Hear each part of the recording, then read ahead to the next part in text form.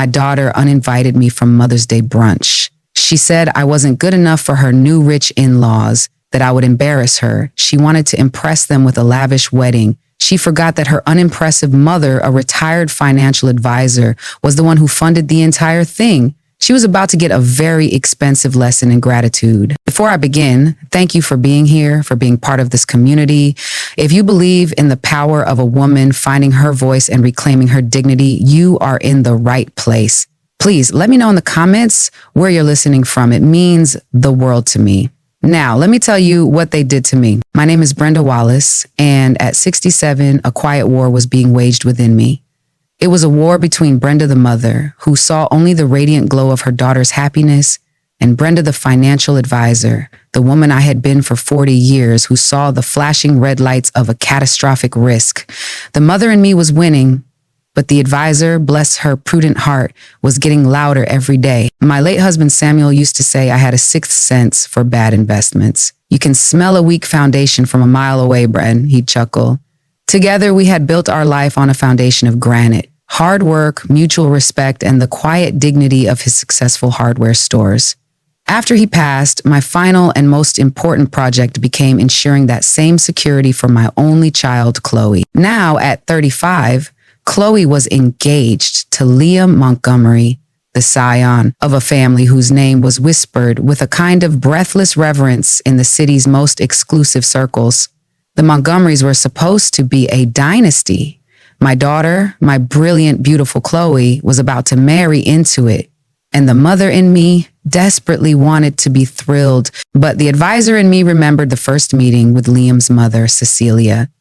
In the cavernous, cold foyer of their estate, Cecilia's smile was a thin, bloodless slash.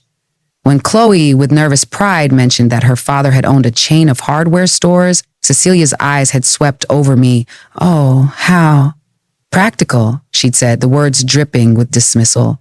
The real wound, however, was the flush of deep, mortifying embarrassment that flooded my daughter's face. In that moment, Chloe looked at me not as her mother, but as a liability. That look was the ghost, haunting the plans for this wedding. It was less a celebration of love and more a strategic campaign for acceptance, funded entirely by me. The Chloe's wedding fund, a six-figure joint savings account I'd established, was being drained at a dizzying pace.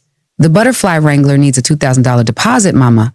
The ice sculptor's fee is non-negotiable. I'd nod and smile, but each staggering figure felt like a personal betrayal of a sacred memory. The memory came to me sharp and painful one afternoon after Chloe called, breathless about a $5,000 deposit for linens. Suddenly, I was standing not in my quiet kitchen, but on a sun-drenched patch of land 20 years ago. It was 10 acres of rolling hills and whispering pines, our one-day place. Samuel had his arms around me, his voice full of dreams. A small cabin right here, Bren, a porch overlooking the creek, our own slice of peace. We sold that land, we sold our slice of peace without a moment's hesitation to fund Chloe's MBA from a prestigious out-of-state university. It was an investment in her future, the best one we ever made. Now, watching that same investment being funneled into monogrammed napkins and a champagne fountain for a family who looked down on us felt like a desecration of Samuel's memory, of our shared dream.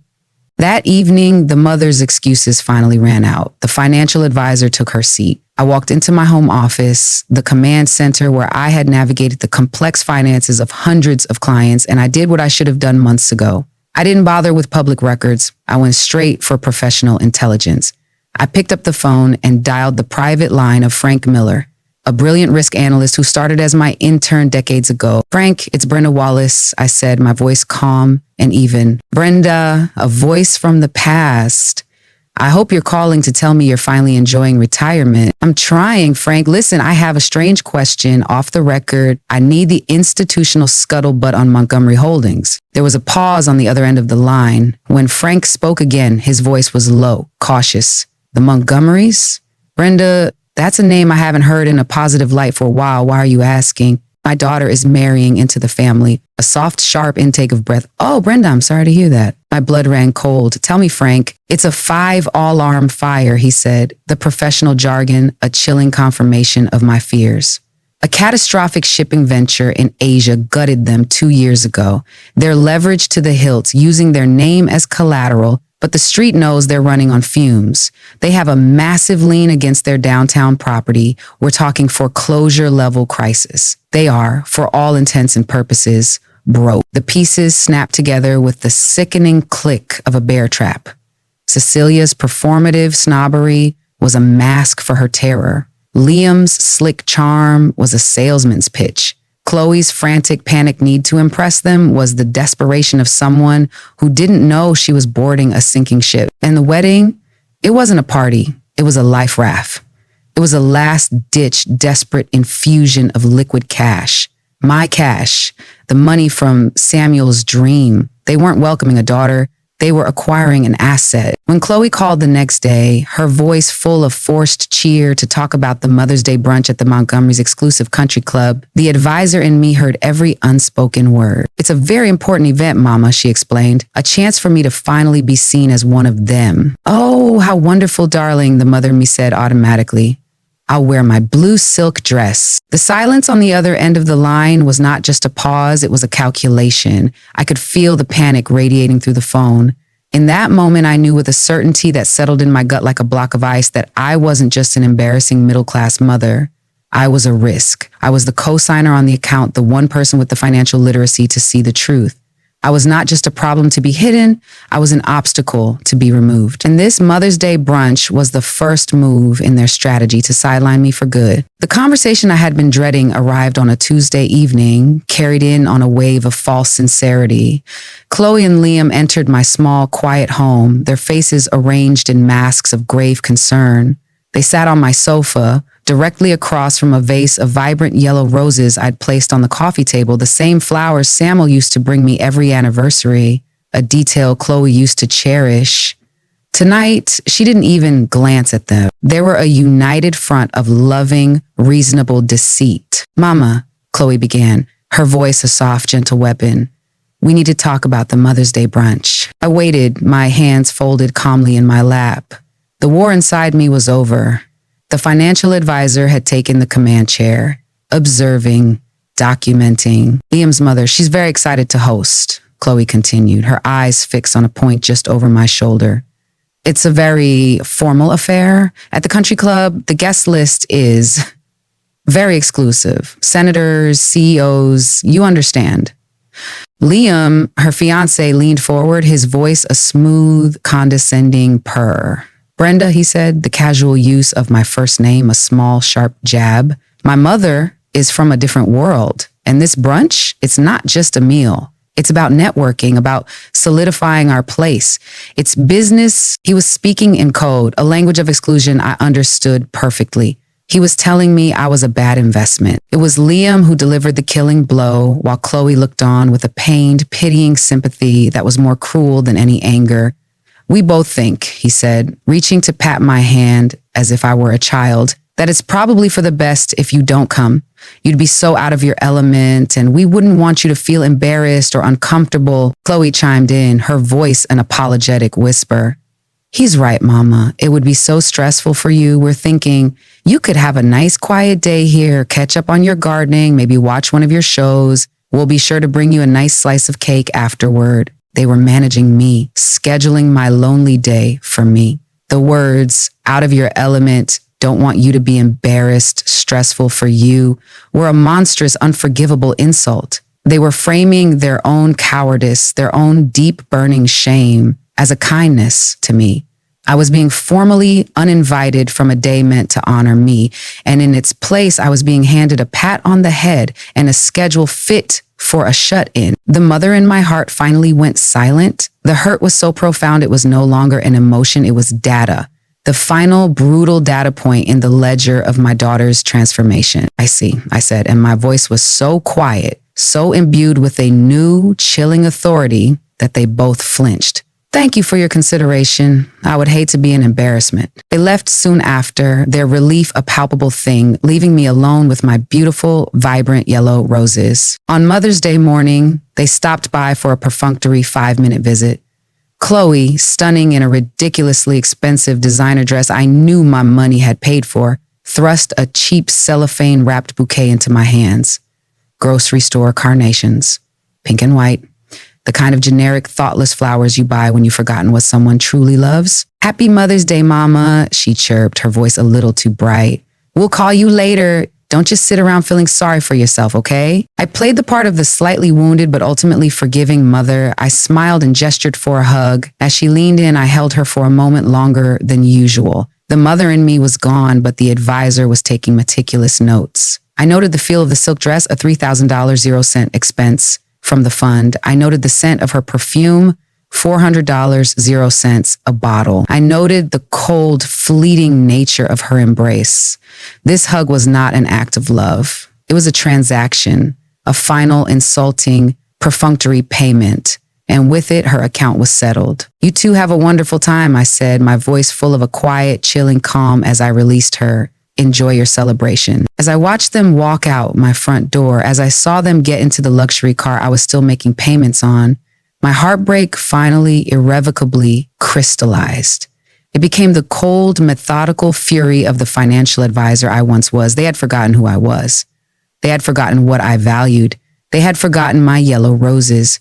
I had just been deemed unworthy of their time. I decided in that moment that they were unworthy of my money, the money from Samuel's dream, the money from the sale of our slice of peace. I went to my home office. I took out my old leather-bound ledger where I had tracked every contribution to the Chloe's wedding fund. I looked at the staggering six-figure sum, and then I looked at the calendar.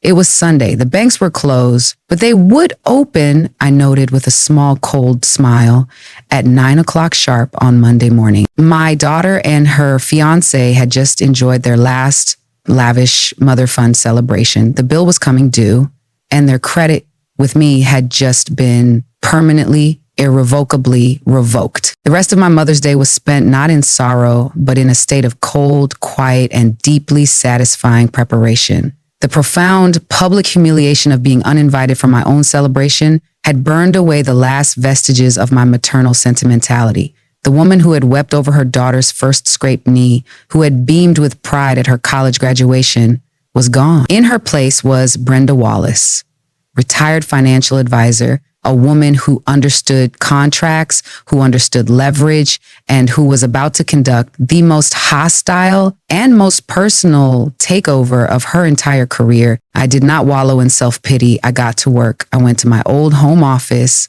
a room filled with the quiet, orderly ghosts of my professional life, and I began to assemble my case.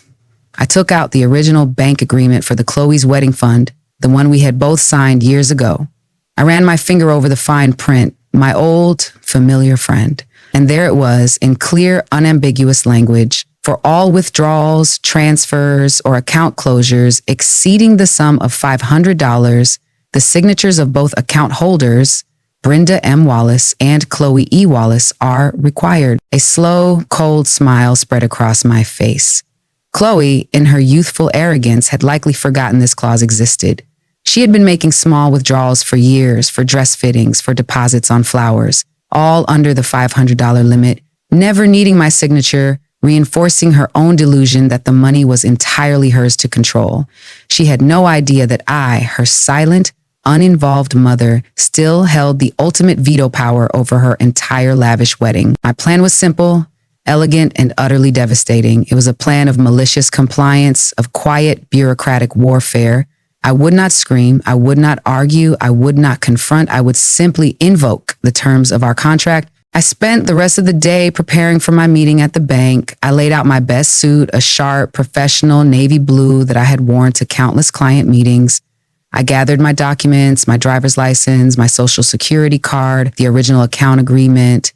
I was preparing for this meeting as I would have prepared for any major financial negotiation, with meticulous attention to detail and a cold, clear, and unshakable resolve. As I worked, my mind was a calm, quiet sea. The emotional storm of the previous day had passed, leaving behind a strange, almost serene sense of purpose. For years, I had allowed my daughter to devalue me, to treat my love and my support as a given, an endless, unconditional resource to be exploited. I had allowed her to believe that I was just a mom, a soft, sentimental creature who could be easily manipulated. She'd forgotten who I was. She'd forgotten that I had spent 40 years in a world of numbers, of contracts, of consequences. She had deemed me unworthy of a seat at her new family's table. I was about to deem her unworthy of a seat at the bank. That evening, I did something I hadn't done in years. I opened a bottle of expensive champagne that had been sitting in my refrigerator, a gift from a former client. I poured myself a single, elegant flute. I sat on my quiet porch, the scent of jasmine hanging heavy in the warm night air, and I made a toast. To new beginnings, I whispered to the silent watching stars, and to old contracts. The champagne was crisp, cold, and delicious. It tasted like freedom. It tasted like justice. It tasted like the sweet, satisfying prelude to a spectacular and very, very expensive reckoning. My daughter was sleeping soundly, her belly full of her future in-laws' fancy brunch, her mind full of her perfect wedding plans. She had no idea that her mother, the woman she had so casually, so cruelly, uninvited from her life, was about to, with a single quiet signature, freeze her entire future. Monday morning couldn't come soon enough. On Monday morning, I woke before dawn, my mind clear and sharp, my purpose absolute. I dressed in my navy blue suit, my movements deliberate, my heart a calm, steady drum. I was not a grieving mother. I was a financial advisor on her way to a very important meeting. I arrived at my bank at 8:45, 15 minutes before the doors even opened. I sat in my car, the legal documents resting in a neat folder on the passenger seat, and I watched the bank employees arrive, their faces full of the sleepy, mundane energy of a Monday morning. They had no idea they were about to become unwitting participants in my quiet, devastating act of war. At precisely 9 o'clock, I walked through the doors. I did not go to a teller. I walked directly to the desk of the branch manager, a man named Mr. Henderson, whom I had known for years. "Brenda," he said, a warm, welcoming smile on his face. "What a pleasant surprise. What can I do for you this fine morning?" "Hello, Robert," I replied, my own smile polite but firm. "I need to discuss a sensitive matter regarding a joint account I hold with my daughter. I have an appointment." He ushered me into his private glass-walled office. I sat down, placed my folder on his polished desk, and laid out my case with the calm, dispassionate precision of a seasoned professional. "Robert, secrecy on this account. I am the co-signer on a joint savings account, number 742B, also known as the Chloe's Wedding Fund. I have reason to believe that the funds in this account are being mismanaged and are at risk. As a co-signer with full legal authority, I am here today to invoke my right to place an immediate and unbreakable administrative freeze on this account." His friendly smile faltered, replaced by a look of professional concern and confusion. "A freeze, Brenda? That's a very serious step. Is everything all right?" "No, Robert," I said, my voice quiet but unyielding. "It is not. My daughter is planning a wedding far beyond her means, using funds I gifted her under specific protective terms. Her financial judgment has become erratic. I am acting now to protect the remainder of the asset from further mismanagement." I did not need to tell him the whole sordid story of the Mother's Day humiliation. In the world of finance, the language of mismanagement and protecting an asset was all that was needed. It was a language he understood. He pulled up the account on his computer. He saw the original agreement, the one with the dual signature clause. He saw my name, my authority, clear as day. He looked at me, his eyes full of a new, dawning respect. I was not just a grieving widow. I was a sharp, decisive financial actor protecting her interests.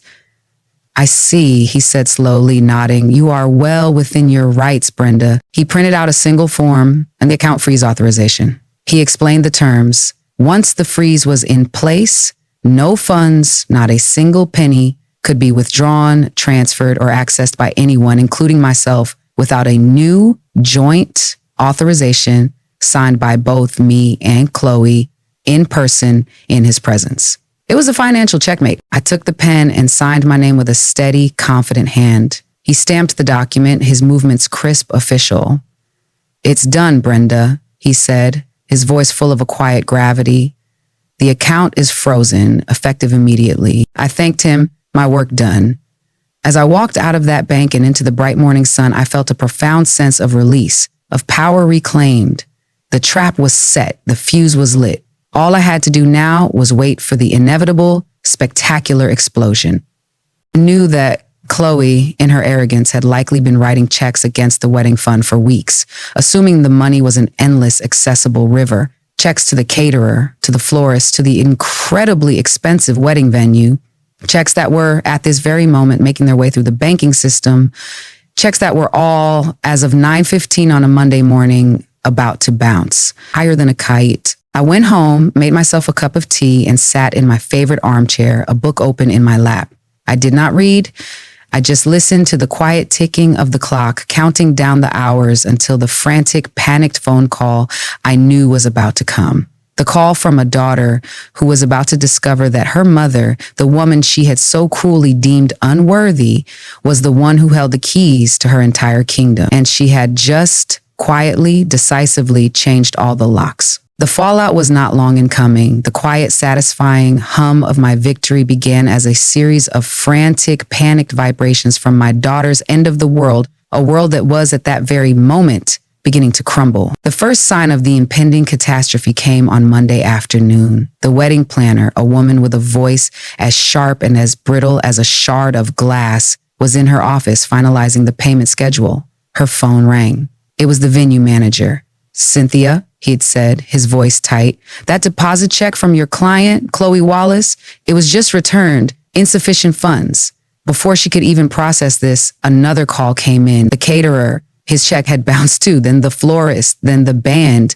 Her entire carefully constructed event was a house of cards collapsing in real time. She called Chloe in an absolute panic. "Chloe," the planner had shrieked into the phone, "what is going on? Every single one of your checks has bounced. The vendors are threatening to pull out. This is a disaster. You have to wire them the money now." Chloe, confused and arrogant, had assured the planner it was just a bank error and had immediately tried to make a large online transfer from the wedding fund to cover the costs.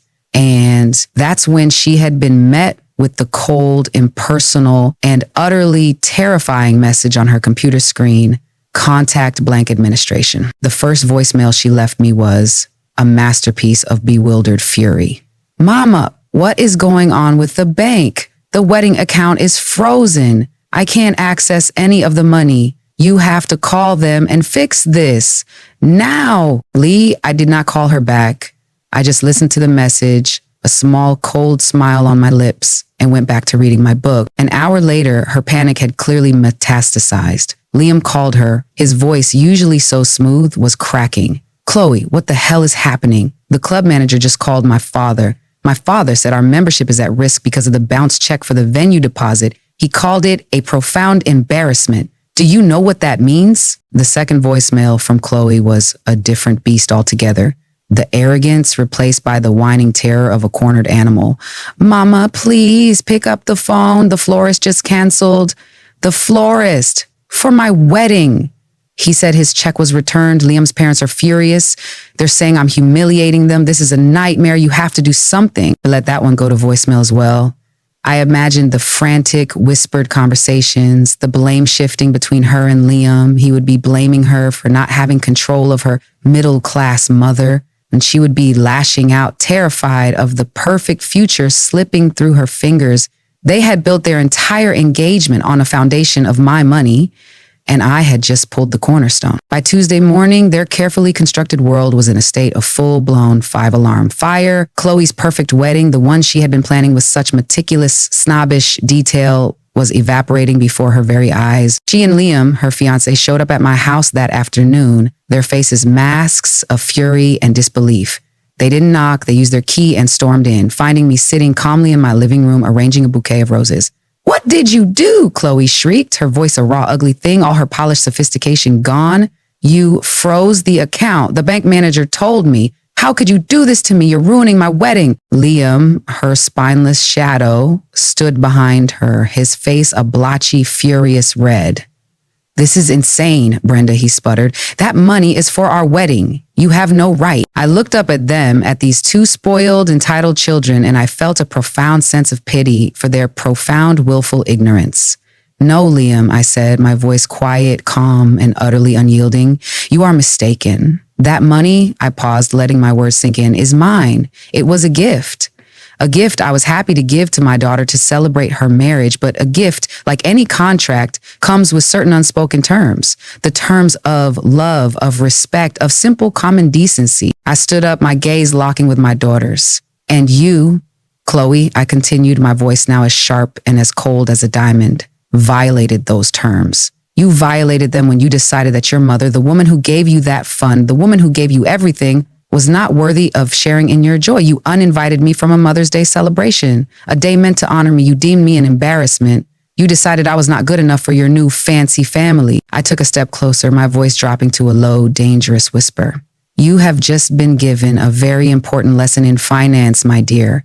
A lesson about assets, about liabilities, about the true cost of ingratitude. You have been deemed unworthy of my time, and so, I concluded, a small, cold smile on my lips, I have deemed you unworthy of my money. The wedding fund is, as you so accurately put it, frozen, and it will remain so until I, and I alone, decide otherwise. They just stared at me, speechless, their faces a mixture of horror and a dawning, terrible comprehension. They had thought they were dealing with their soft, sentimental, easily manipulated mother. They had no idea they were dealing with Brenda Wallace, retired financial advisor, a woman who understood the fine print better than anyone, a woman who had just with a single quiet signature executed the most satisfying and most legally unassailable financial checkmate of her entire life. The week following my quiet financial coup was a slow, satisfying unraveling of their entire world. The frozen wedding fund was a time bomb that had detonated in the center of their lives, and the fallout was spectacular. Without access to my money, their lavish wedding plans were not just in jeopardy, they were in ruins. They were forced to make a series of humiliating phone calls, begging their vendors for patience, for extensions, for understanding.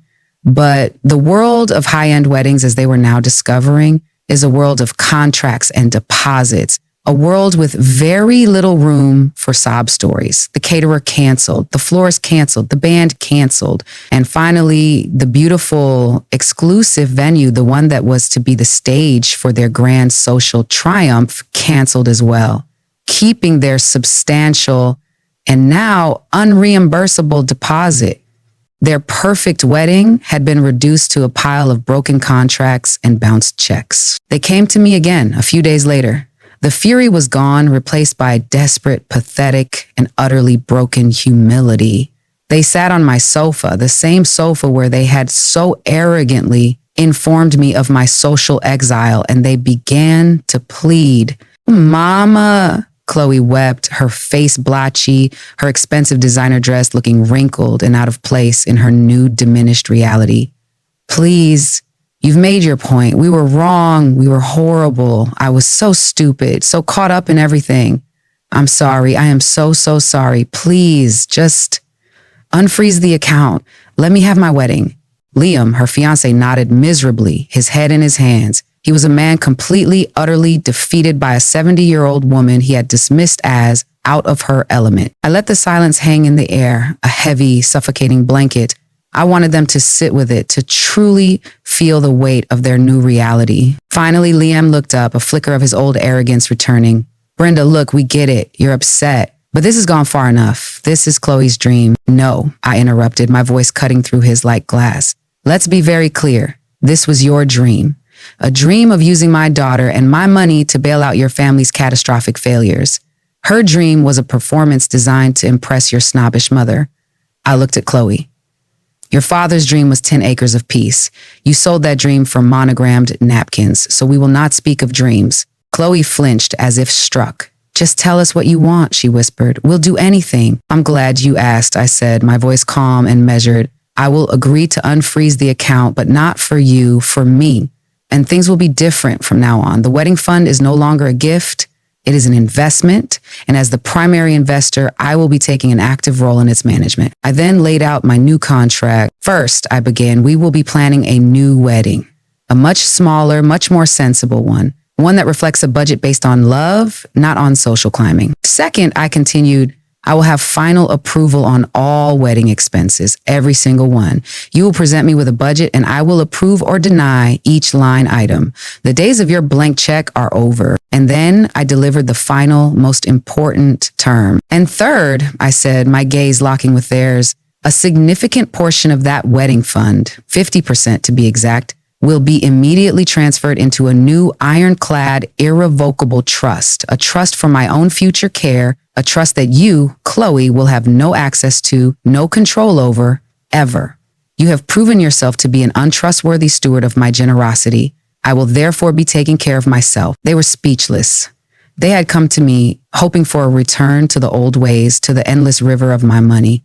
Instead, they had been presented with a new reality, a reality of budgets, of oversight, of consequences. To have their dream wedding, the one they still so desperately craved, to impress their snobbish friends, they would now have to beg for every single dollar from the very mother they had uninvited for Mother's Day brunch. They agreed, of course, they had no other choice. The wedding, when it finally happened a few months later, was a small, tasteful, and deeply humbling affair. And I, the mother of the bride, was not just a guest, I was the CEO of the entire event. The quiet, powerful woman in the front row, my presence a constant, unyielding reminder of the lesson they had so painfully, so publicly learned. I watched as Chloe, her face a mask of strained politeness, said her vows. And when it came time for the final vendor payments, I made her stand beside me as I calmly reviewed each invoice before signing the checks myself. The final check to the new, more modest caterer I signed with a flourish, then looked at my daughter. See, my dear, I said softly, this is how a real woman handles her finances. My revenge was complete. It had been a swift, silent, and legally unassailable financial coup. I had not just reclaimed my money, I had reclaimed my power, my dignity, my rightful place as the matriarch of my own family, and I had ensured that my own future would be secure, funded by the very money they had tried to use to erase me. They had wanted me to know my place, and I had. My place, it turned out, was at the head of the table, signing the checks.